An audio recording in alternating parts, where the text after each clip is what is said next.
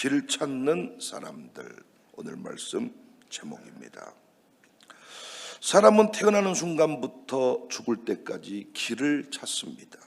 어릴 때는 재미있는 길을 찾고, 청년이 되면 성공하는 길을 찾고, 중년이 되면 망하지 않는 길을 찾고, 늙어가면서 안전한 길을 찾습니다. 요즘 유튜버나 이 세상을 보면 성공하는 길, 돈 버는 길, 대박 나는 길, 건강해지는 길, 행복해지는 길, 모두 길 이야기입니다. 서점에 가보면 성공하는 방법, 부자 되는 방법, 인생을 바꾸는 습관, 행복해지는 공식, 전부 다 길 이야기입니다. 인문학자들은 우리 인간을 정확하게 규정하는데 길을 찾는 존재다. 독일 철학자 하이데거는 인간은 언제나 어디로 가는 존재인가를 묻는 존재다, 이렇게 정의했습니다. 사람은 짐승과 달라서 단순히 먹고 살면 만족하는 게 아니라 내가 지금 어디로 가는가를 묻는 존재라는 거예요. 그래서 돈이 있어도 불안하고, 날마다 좋은 음식을 먹고 살면서도 불안하고, 성공했다 싶은데 허무하고, 유명해진 인기 연예인들이 자살하고, 길을 몰라서 그렇습니다. 그가 누구든지 사람은 마지막 질문 앞에 서요. 나는 어디로 가는가? 죽으면 어디로 가는가? 내 영혼은 어디로 가는가? 그래서 모든 사람은 결국 구원의 길을 찾습니다. 처음부터 구원의 길을 찾지 않아요. 처음에는 건강의 길, 돈 버는 길, 좋은 습관의 길, 이런 길을 막 찾다가 돈도 벌고 올라가고 유명해지고 어느 정도가 되면 결국은 구원의 길을 찾는다는 거예요. 그런데 인간은 구원의 길을 알 수가 없어요. 성공의 길은 사람이 만들 수가 있습니다. 사업의 길도 사람이 만들어줘요. 돈 버는 길도 만들 수 있어요. 그러나 구원의 길은 사람이 만들 수가 없어요. 왜냐? 아무도 죽어보고 온 적이 없기 때문에. 네가 죽어봐야 죽은 것이 뭔 줄 알겠냐? 죽어본 적이 없어. 아무도 천국에서 살다 온 사람이 없어. 프랑스 철학자 파스칼은 인간은 무한을 향한 갈망을 가지고 있지만 그 무한을 본 적은 없다. 그래서 인간은 막연히 추측합니다. 착하게 살면 되겠지. 여러분, 부자들에게 불안한 마음이 있어요. 언젠가 이 돈이 사라질 것 같대요. 그리고 이 돈 때문에 벼락 맞을 것 같대요. 그래서 항상 나름대로 기부를 하는 거예요. 부자들이 기부 엄청나게 많이 합니다. 뭔가를 깨달아서가 아니라 불안해서. 좋은 일 하면 되겠지. 그래서 이 부자들이요, 엄청나게 막 돈 갖다 나눠줄 것을 찾아요. 기도하면 되겠지. 그래서 막 비는 겁니다. 나무한테도 빌고, 별한테도 빌고, 소한테도 빌고, 종교 믿으면 되겠지.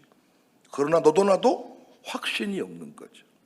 그래서 종교가 갈수록 많아져요. 구원의 길이 많아서가 아니라 길을 모르기 때문에 막 종교를 신흥 종교들이 계속 만들어지는 겁니다. 그 종교학자 휴스턴 스미스는 종교는 인간이 길을 찾으려는 시도다. 그러나 인간은 목적지를 본 적이 없다.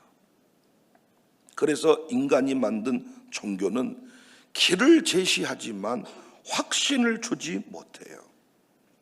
탐험가들이 이런 말을 했더라고요. 참 가슴에 와닿았습니다.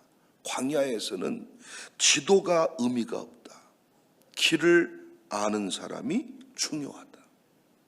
광야에는 표지판이 없어요. 길이 없어요. 방향을 가늠할 건물조차 없어요. 그래서 지도만 가지고는 못 가는 길이 광야길입니다. 길을 아는 사람이 있어야 된다. 아프리카 탐험가 리빙스턴도 미지의 땅에서는 길이 아니라 안내자가 생명이다. 천국 가는 길도 마찬가지. 지도가 필요한 게 아니에요. 종교적 지식이 필요한 게 아니에요. 철학이 필요한 게 아니에요. 길을 아는 사람이 필요한 거예요. 누가 천국 길을 아냐고요. 천국 길을 아는 사람은 천국에서 살다 온 사람만 알 수 있겠잖아요. 하늘에서 온 사람만 하늘집을 알겠잖아요. 이 대목에서 누군가 또 질문을 할 수가 있어요. 목사님, 요즘 보니까 천국 갔다 온 사람들이 많던데요. 지옥을 봤다는 사람들이 많던데요. 임사 체험을 했다던데요.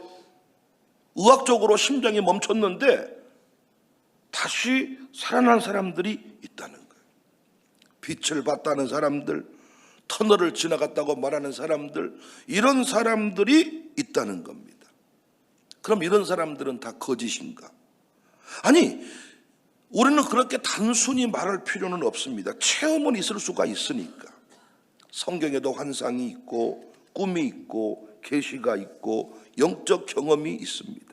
문제는 그 체험이 길을 만들어주는 건 아니라는 거예요. 체험이 구원의 기준이 될 수 없고 진리를 결정하지 않습니다. 성경은 여기서 아주 분명하게 말해요. 요한복음 3장 13절에 하늘에서 내려온 자, 곧 인자 외에는 하늘에 올라간 자가 없다. 이 말은 아무도 환상을 본 적이 없다는 말이 아니에요. 아무도 체험을 못한다는 말이 아니에요. 이 말은 구원의 길을 가지고 온 사람이 없다는 말이에요. 하늘에서 온 자만 하늘로 간 길을 알 수가 있다. 체험은 할 수 있지만 길을 만들 수는 없다. 느낄 수는 있지만 구원을 줄 수는 없다. 본 것 같을 수는 있어요. 그러나 길을 열 수는 없다. 그래서 기독교는 체험 위에 서지 않고, 아멘할 준비하세요, 계시 위에 섭니다. 누가 보고 왔다고 해서 믿는 게 아니라 하나님이 말씀하셨기 때문에 믿는 거예요. 하늘에서 내려온 분이 계시다. 그분이 예수님이다. 요한복음 6장 38절, 내가 하늘에서 내려온 것은 내 뜻을 행하려 함이 아니요 나를 보내신 이의 뜻을 행하려 함이니라. 내가 하늘에서 내려왔다.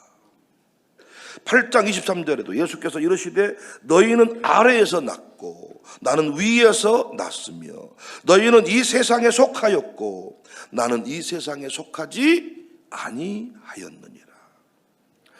1장 14절에도 말씀이 육신이 되어 우리 가운데 거하심에 우리가 그의 영광을 보니 아버지의 독생자의 영광이요 은혜와 진리가 충만하더라. 말씀이 육신이 되어 우리 가운데 거했다. 천국을 알고 온 사람, 영혼을 알고 온 사람, 길을 가지고 온 사람 단 한 분, 예수님 뿐입니다. 그래서 예수님이 오늘 본문에서 말씀하시는 거지요. 내가 곧 길이다, 진리다, 생명이다. 나로 말미암지 않고는 아버지께로 올 자가 없다. 내가 길이다는 것은 독선이 아니에요. 이 말은 교만이 아니에요. 이 말은 길을 아는 사람이 하는 말이에요. 광야에서 길 아는 사람이 말합니다. 나 따라와라.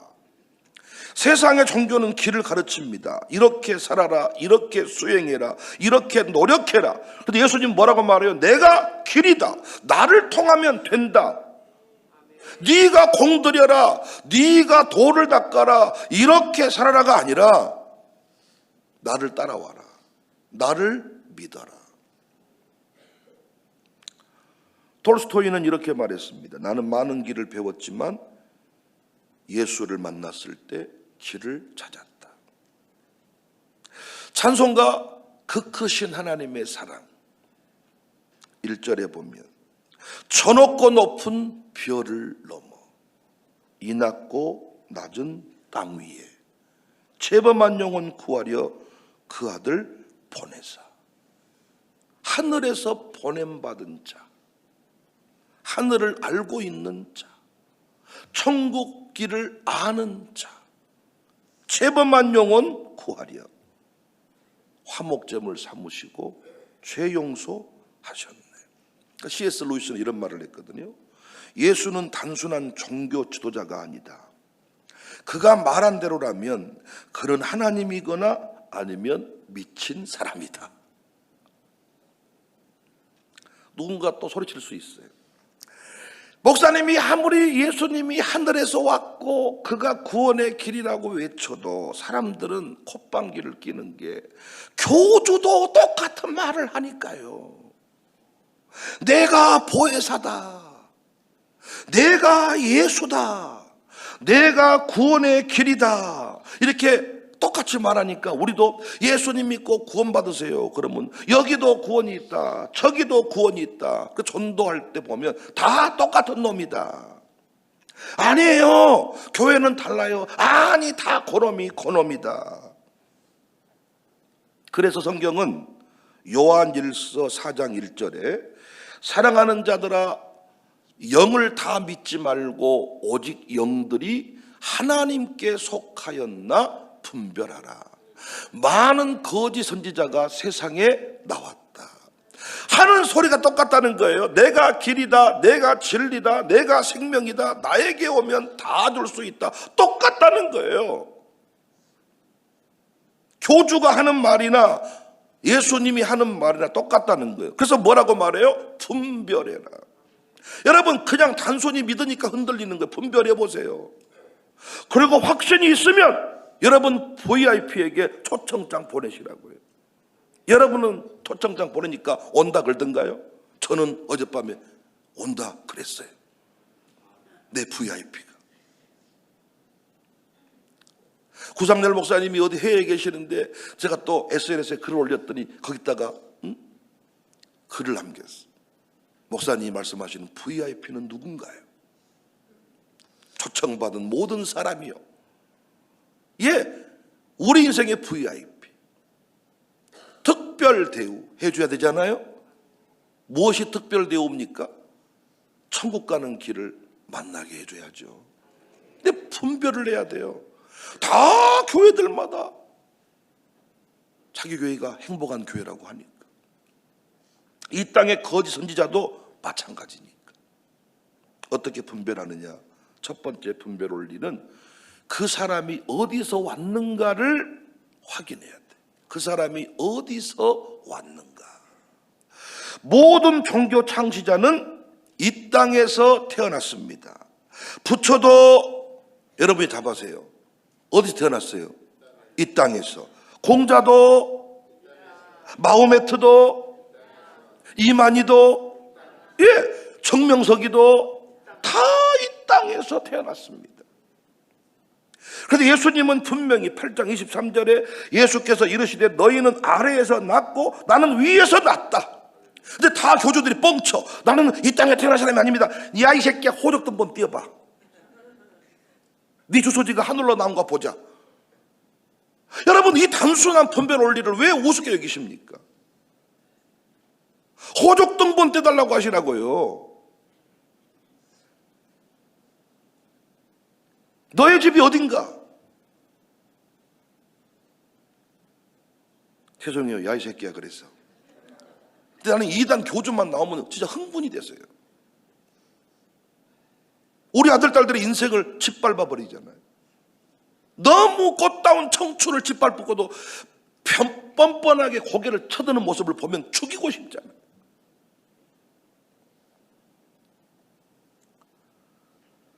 기독교는 사람이 하나님을 찾는 사건이 아니라, 찾는 종교가 아니라 하나님이 사람에게 내려온 사건이죠. 그래서 이 땅에 구원자라고 말하는 사람들, 백윤영이 구원자라고 얘기를 한다면 여러분은 제가 어디서 났는지를 확인하세요. 이 땅에 태어난 존재는 구원자가 될 수가 없어요. 두 번째 분별. 그 사람의 말이 역사 속에서 검증이 되었는가? 그 사람의 말이 한마디라도 거짓이 없는가? 여기서 한 말과 저기서 한 말이 전혀 오류가 없는가? 사이비 교주들의 특징이 있죠. 말은 하는데 증거가 불충분합니다. 그리고 몇 군데만 딱딱딱 찔러대면 다 드러납니다. 여러분, 인터넷이나 기타 등등 어디에도 여러분 무엇을 해도 청사교회 등록을 했어요. 갑자기 부모님이 바뀌었어요. 그랬더니 자식들이 이런 말 했대요. 이단에 빠진 거 아니에요? 이상해진 것 같은데? 이때 나 청사교회 다닌다. 그럼 누군가가 검색을 해봤어. 우리 교회를 싹 뒤져서 어디든 유인물이든 제 설교든 어디든지 싹 뒤져봤더니 성경과 위배된 말이 한마디라도 나오고 이게 반복되면 무조건 이단이죠. 역사 속에서 검증이 되었는가? 말씀의 한 구절과 충돌되는 부분이 있는가? 단순히 실수, 어떤 같은 말을 실수했다 이 개념이 아니라 반복적으로 그 교리를 만들어냈다면 어디를 뒤져보아도 어떤 교리를, 어떤 신학적 가르침을 들이대도 오점이 있으면 안 되죠. 예수님은 애언대로 오셨고 애언대로 죽었고 애언대로 살아나셨습니다. 이 땅 교주가 자기 죽을 날을 애언한 놈 있는가 찾아보세요. 그날에 죽은가 봅시다. 그래서 아예 안 죽은다 그래. 너는 죽기만 해봐라. 교주가 안 죽은다 그래. 그래서 어떤 교회는 또 어떤 그 이단은 남편이 죽으니까 부인이 이제 또 하늘에서 내려왔다 그래. 또 이제 그 부인이 죽으면 누구를 또 내세우겠어요? 아들을 그런데 그 말을 믿는다는 거야. 왜? 이런 분별 원리를 모르니까. 악한 양에 붙들려 있으니까. 인간은 종교를 찾는데, 인간은 불안함이 있는데, 허무함이 있는데 안내자를 제대로 못 만나니까 안타깝잖아요. 교회 신앙생활 하면서 어떤 분이 이상하다 그래. 이상하다. 이 교회는 이상하다. 상당히 말하세요. 뭐가 이상하냐? 성경으로 말해. 뭐가 이상하냐? 네 감정에 뒤틀리면 이상한 거냐? 그럼 너는 더 이상하다. 성경으로 말하라 그러세요. 역사 속에 기록이 있습니다. 한치의 오차도 없습니다. 증인이 있습니다. 부활을 본 사람들이 있습니다. 로마의 권력이 기독교를 없애버리겠다고 그렇게 온갖 것을 다 동원했지만 기독교는 부흥했습니다. 이단은 때가 되면 사라집니다. 거짓이니까. 세 번째 분별 원리. 그 사람은 사람을 하나님께로 데려가는가 자기에게로 끌어오는가? 가정으로 돌려보내주는가? 아니면 끝내 자신의 곁에서 종처럼 살게 하는가? 세상에 나가서 세상을 오늘 또 설교, 오늘 또 찬송 가사처럼 세상을 변화시키게 하는가? 광주를 변화시키자 이렇게 노래하게 하는가? 아니면 지 기도원에 가둬놓고 지 울타리에 가둬놓고 자기 배만 불리게 하는가? 분별하라는 거예요. 왜? 보세요. 사이비의 특징은 자기에게 묶어버립니다. 자기 말만 듣게 합니다. 자기만 의지하게 합니다. 근데 예수님 보세요. 나를 믿으라고 했지만 나를 숭배하라가 아니라 아버지께로 간다 그랬죠. 6절에 나로 말미암지 않고는 아버지께로 올 자가 없다. 예수님은 통로가 되셨지요. 아버지께로 인도했죠. 근데 교주는 지가 아들이고 지가 아버지고 지가 보혜사고. 양육사가 어떤 사람이 양육을 잘하는 겁니까? 교회로 연결시켜주는 거. 어떤 교회가 좋은 교회입니까? 하나님과 연결시켜주는 거. 그래서 나중에 스스로 기도할 수 있도록 예수 이름 붙잡고 기도할 수 있도록 승리하도록 만들어주는. 그래서 목사의 또 다른 이름이 중매자다. 지가 데리고 살아버린 게 아니라 중매자다. 예수님은 사람을 자기에게 묶어두지 않고 하나님께로, 아버지께로 인도한다 그랬습니다. 여러분, 예수님만 길입니다. 이 땅에 인간의 몸을 입고 이 땅에 태어난 교주는 길이 아닙니다. 종교는 길이 아닙니다. 예수님만 길입니다. 사람은 언젠가 길을 선택해야 돼요. 죽을 때 선택하는 게 아니라 오늘 또 선택을 해야 돼요. 선택할 때가 와요. 선택해야 될 사람이 있는 거예요. 그래서 우리는 지금 뭐 해야 돼요? VIP 초청주일 때 초청해서 예수님이 길임을 말해줘야 된다고요.